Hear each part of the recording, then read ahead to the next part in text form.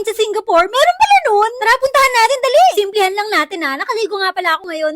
Tinong tawa. Para mangongolekta lang ng taya sa wedding. Eto ang paborito kong bag na gamitin pag mabilis ang lakad. Dito sa Singapore, yung mga PWD, independent sila. Nakakalabas sila kahit mag-isa lang sila. Pero depende sa case ha. Pagdating naman sa mga escalator, kahit saan, merong disiplina ang mga tao. Sa kaliwa ka pag ayaw mong maglakad, pero kung strong and independent woman ka, pwede ka maglakad katulad ko sa kanan. Pangit shoot One stop nga lang pala sa MRT yung pupuntahan ko. May bibili lang tayo. Hindi ka nalalabas ng MRT, diretso ka na sa mall. Naalala ko 20 plus years ago, nung first time ko nakatignan ng ice cream na to. Sabi ko sa sarili ko, ito ang pinakamasarap na ice cream na natikman ko. Pero ngayon, ang bibili natin ice cream cake. Di kasi mahilig sa cake ang asawa ko. Pero ice cream cake, nasasarapan siya. Naalala ko, nakatikim ako ng ice cream cake nung bata pa ako. Siguro mga 5 years ago. Charot! Pero halos ako lang di man makakaubos nito. $71 lang siya, kasama na ang tax. 2,951 pesos. May libre ng kandila kasi birthday nga pala ng asawa ko. 6 inches lang siya, be. Strawberry flavor!